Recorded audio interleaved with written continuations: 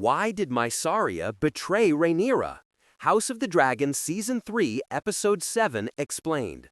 Spoiler warning before we begin, this video contains major spoilers for House of the Dragon Season 3, Episode 7, along with discussion of George R.R. Martin's Fire and Blood.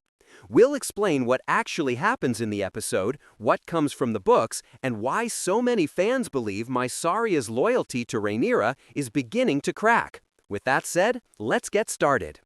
If you had asked me a few episodes ago who Rhaenyra trusted the most, I probably wouldn't have said Daemon, or Corlys, or Jacaerys. I would have said Mysaria, the White Worm, the woman who came from nothing, the woman who built the greatest spy network in King's Landing, the woman who knew every secret before anyone else, and, perhaps most importantly, the woman Rhaenyra believed would never lie to her. But after Season 3, Episode 7, everything changes. For the first time, fans are beginning to ask a question nobody imagined asking at the start of the season. Did Mysaria betray Rhaenyra? Or is she simply doing what she's always done? Survive? Let's break it all down. Before we talk about the betrayal, we need to understand where Rhaenyra is mentally. Yes, she finally sits on the Iron Throne. But victory hasn't brought her peace. Instead, it's brought fear. The treasury is nearly empty. King's Landing is starving. The small folk are angry. The Greens are still fighting. The dragon seeds are becoming unpredictable. And every day, another trusted ally disappears. Rhaenyra isn't ruling a peaceful kingdom. She's ruling a kingdom that's slowly falling apart. And when rulers become isolated, they begin trusting fewer people. Ironically, the only person Rhaenyra continues trusting completely is Mysaria. That trust may become her greatest mistake. Throughout the entire series, Mysaria has never been like the other advisors. She doesn't wear expensive armor, she doesn't command dragons, she doesn't inherit great castles. Her greatest weapon has always been information. She knows who is talking, who is lying, who is plotting, who is secretly changing sides. That's why Rhaenyra values her so much. A dragon can burn an army, but information can destroy an entire kingdom before the first sword is drawn. Episode 7 quietly reminds us of something important. Mysaria hears almost everything, which immediately raises another question. If she hears everything, what isn't she telling Rhaenyra? That question becomes even more interesting because of one of the season's biggest developments, Helaena. Her pregnancy has become one of the most valuable secrets in King's Landing. If word reaches Rhaenyra, it could completely change the political landscape. The unborn child represents another possible Targaryen heir, another symbol around which the Greens could rally. Protecting that secret suddenly becomes incredibly important. And naturally, fans started wondering, did Mysaria already know? By the time Episode 7 begins, Mysaria already knows the truth. She knows that Queen Helaena is pregnant. This isn't a rumor, it isn't speculation. She discovered it in the previous episode through her network of spies, hidden movements inside the Red Keep, and the unusual requests surrounding Helena's care. For the White Worm, putting the pieces together was never the difficult part. The difficult part was deciding what to do with the information. Because this wasn't just another palace secret. It was one of the most valuable pieces of intelligence in the entire war. A living Targaryen child. Another potential green heir. Another reason for the Hightowers to continue fighting. As Mistress of Whisperers, Mysaria's duty should have been simple. Tell Queen Rhaenyra immediately. Instead, she says nothing. And that's where everything changes. According to the episode, Alicent quickly realizes that Mysaria knows the truth.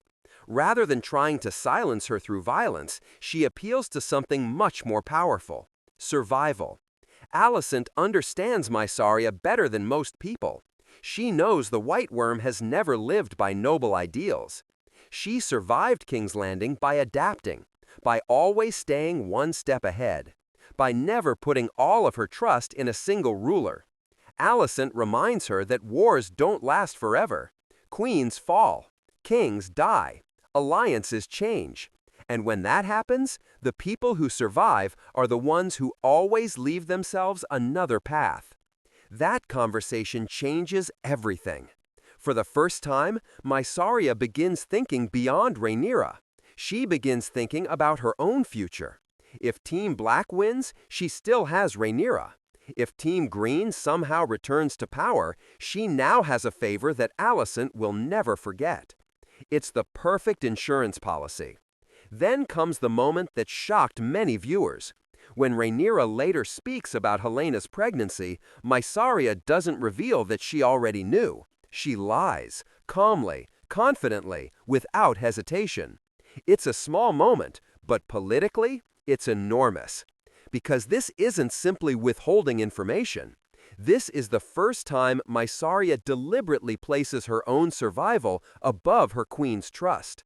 And that's why so many fans believe Episode 7 marks the beginning of her betrayal. Not because she suddenly turns against Rhaenyra overnight, but because she makes one decision that changes their relationship forever. She stops being only Rhaenyra's spy master and starts becoming her own player in the Game of Thrones. For Mysaria, information has always been power. Now, it's become protection. And in Westeros, sometimes the deadliest betrayal isn't drawing a sword. It's choosing not to tell the truth. Then there's the third possibility. And honestly, this might be the most interesting.